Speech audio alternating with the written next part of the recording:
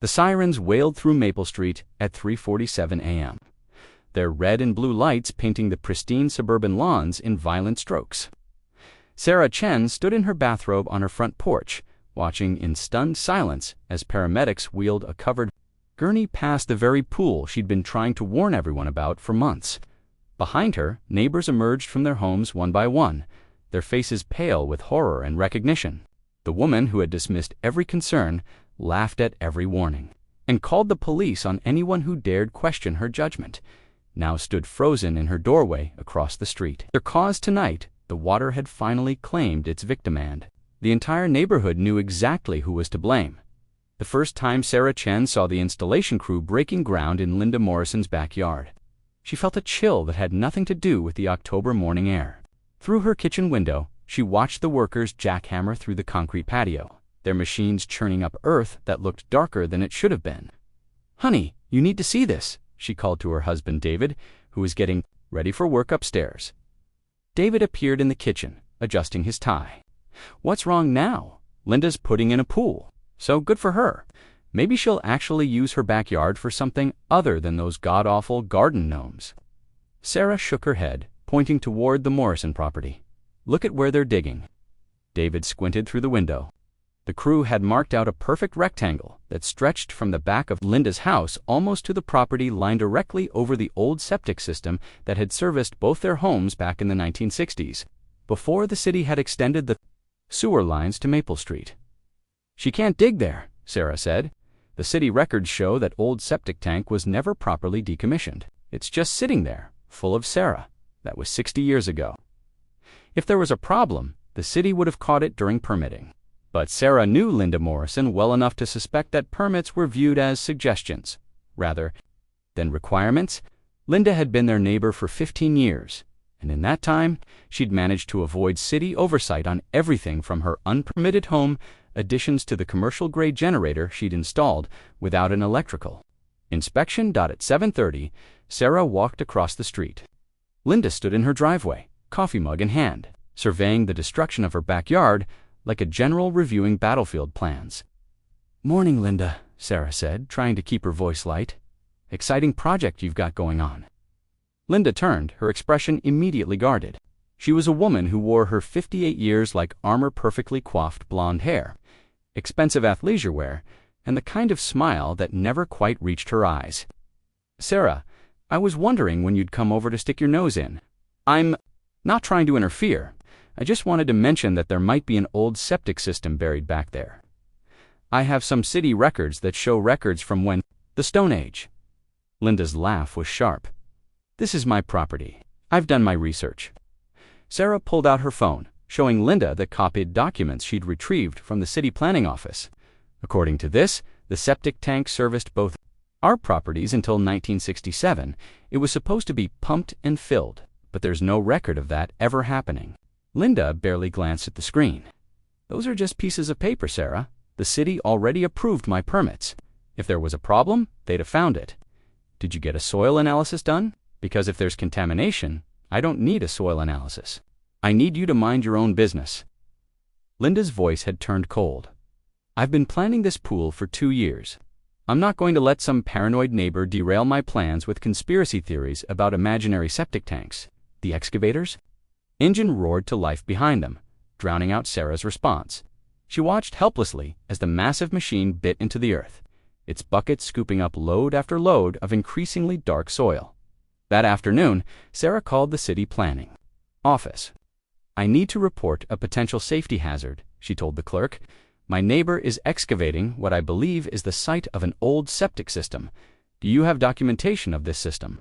"Yes, I have copies of the original property records from 1963, and the property owner.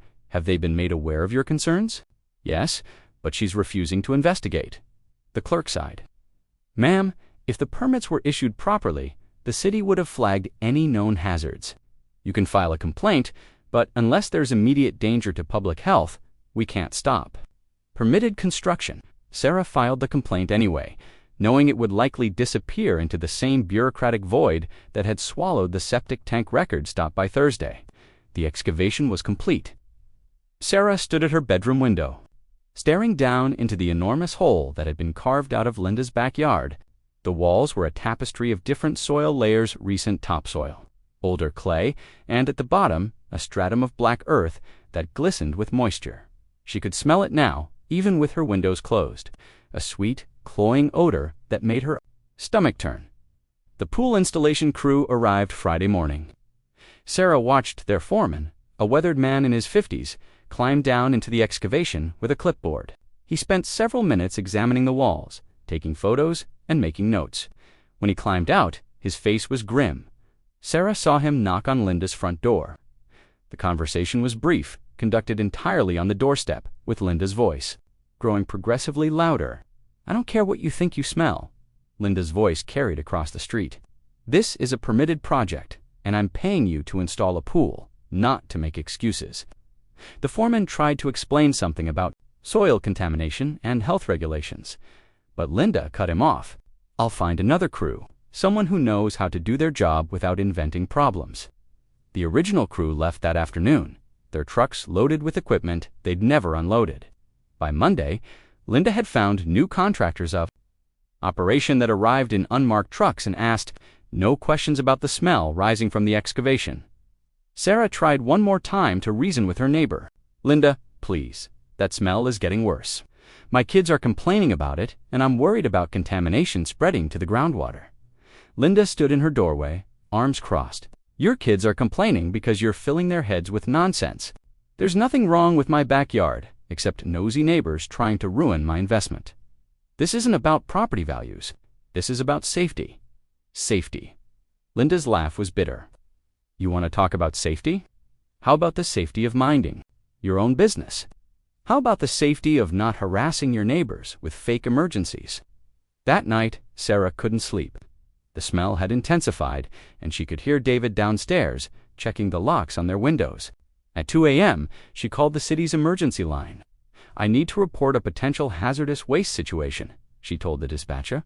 "What's the nature of the hazard?" "My neighbor is building a pool over what I believe is an old septic system. There's a strong odor, and I'm concerned about contamination." "Has anyone been injured?"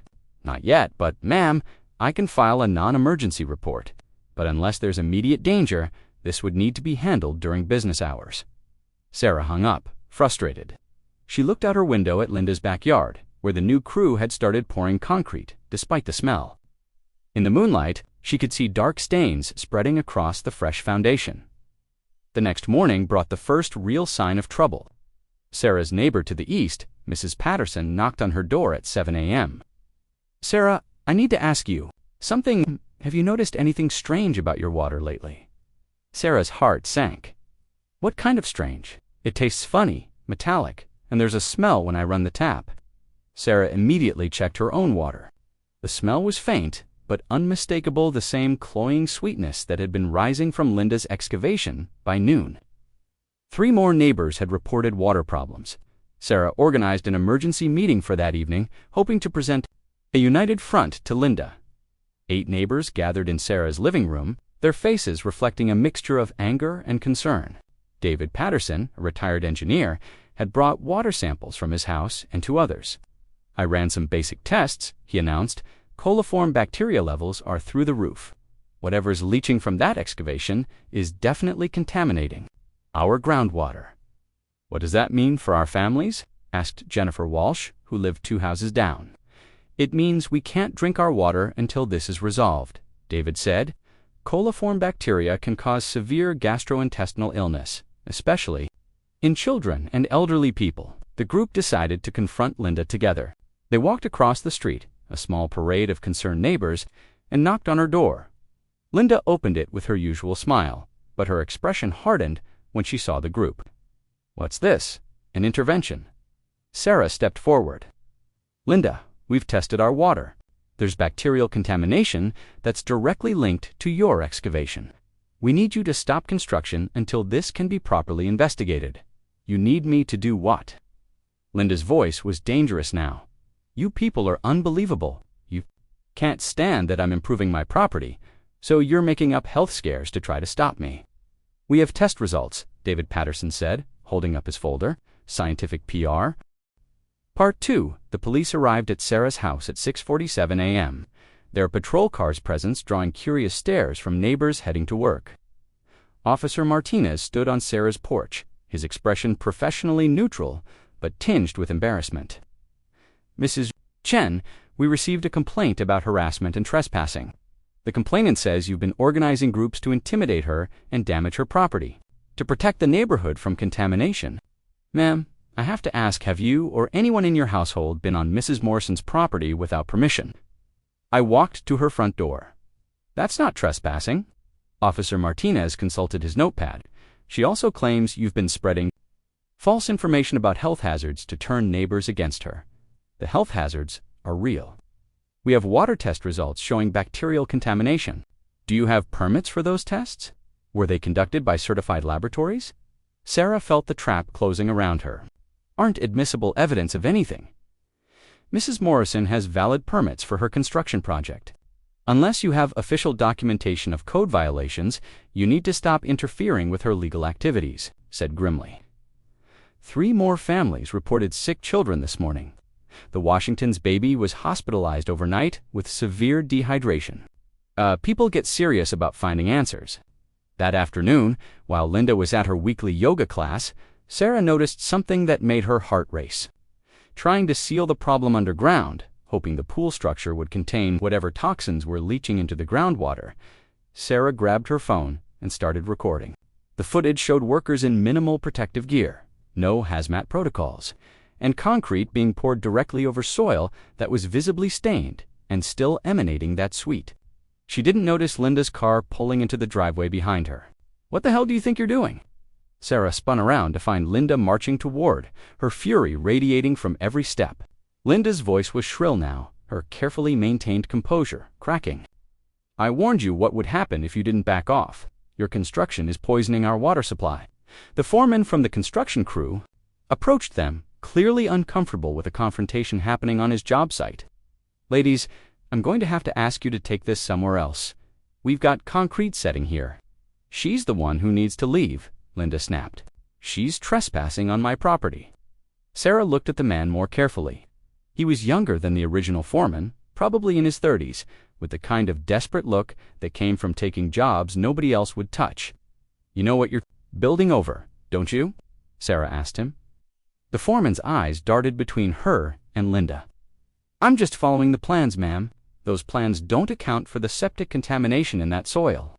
You're sealing toxins under a concrete slab. When that concrete cracks sand, it will crack everything underneath is going to leach out into the groundwater." But Sarah could see doubt creeping into the foreman's expression. "Ma'am, if there's contamination, shouldn't there be hazmat protocols? Special containment measures?" "Engineering reports," Sarah demanded. "Show me the soil analysis. Show me the environmental impact study." Linda's face went white, then red. "I don't have to show you anything. Get off my property before I call the police again. That soil is contaminated, and everyone in this neighborhood knows it." "You want to talk about everyone in the neighborhood?" Linda's voice dropped to a dangerous whisper. "And filing false reports about children being hospitalized, false reports about imaginary contamination that happens to coincide with my pool construction. Funny timing, don't you think?" Sarah stared at her neighbor, finally understanding the depth of Linda's delusion. She genuinely believed that the contamination was fabricated, that the sick children were coincidental, that the entire neighborhood was conspiring against her out of jealousy or spite. "Linda, listen to yourself. You think 8 families are poisoning their own children just to stop your pool? I think 8 families are looking for someone to blame for problems that have nothing to do with me."